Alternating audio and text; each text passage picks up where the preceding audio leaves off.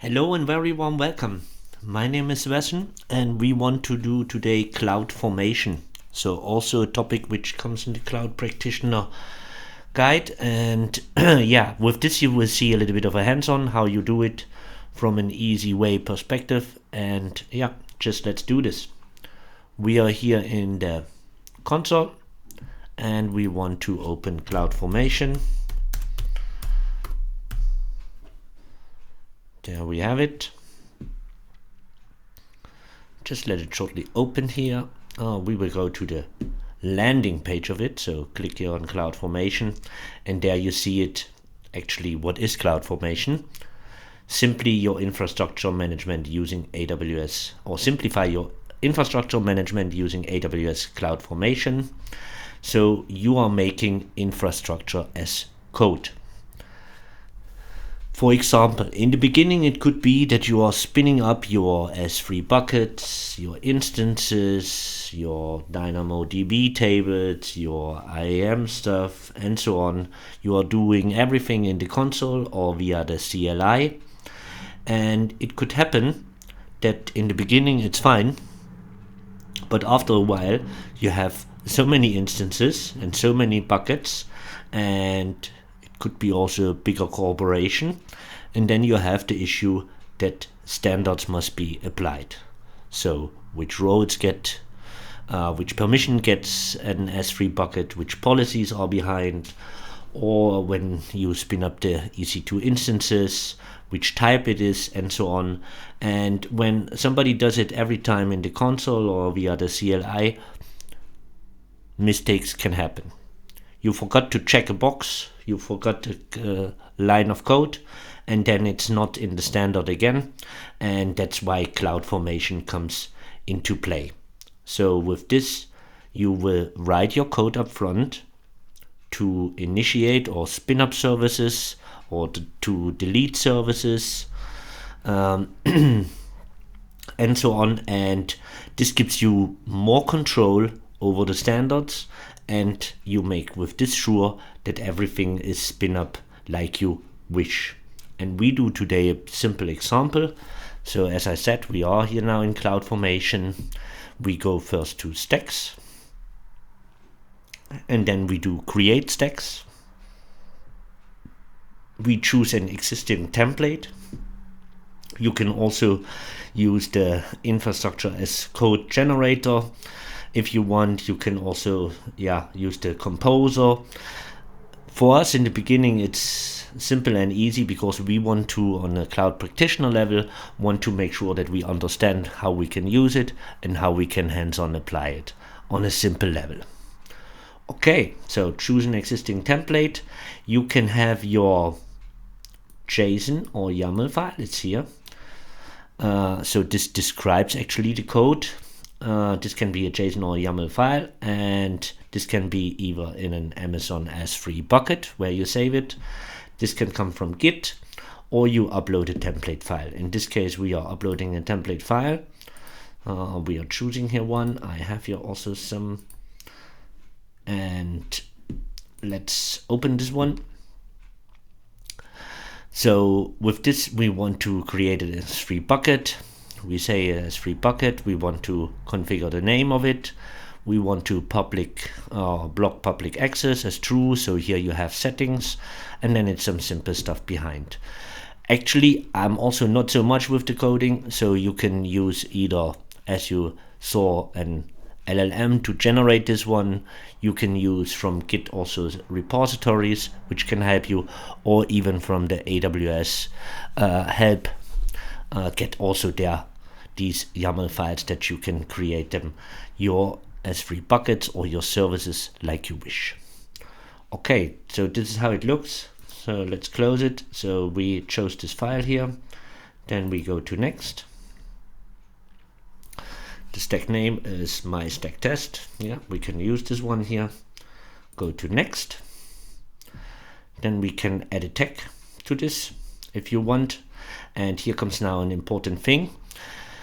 You need to have a proper IAM role. The IAM role should already have CloudFormation inside, and also the service which has to be used. So when we want to create a bucket in S3, we need also permissions for S3, otherwise the CloudFormation will fail.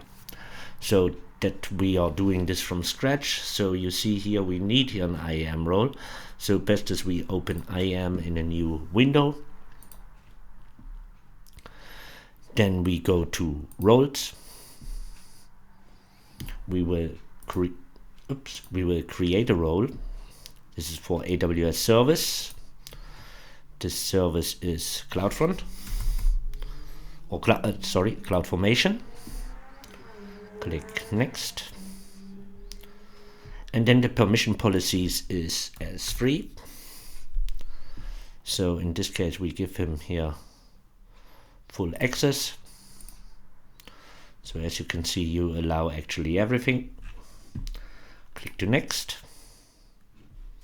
We give the name or the role a name. So my CloudFormation role for the S3 bucket, long one. And then we create the role. So when we would now search for our role with CloudFormation, there you see my CloudFormation role for the S3 bucket. And we see that we have here Amazon S3 full access attached. And let's see if it works. So we go back to our create stack. We will take now an IAM role. So the role is, because I created it, let's update this again. Here it is. Then we have here some options. So rollback behavior, delete newly created resources during a rollback. Yes, also delete it. And then when we go to next, this is actually everything what we need. We have the permissions, the stack policies, and then we do submit. And then we see that our stack is spinning up. So my stack test is creation in progress. Let's click on it. And there we see already it's spinning up. And here when we go to events, we will now see first that it was spinning up, create in progress.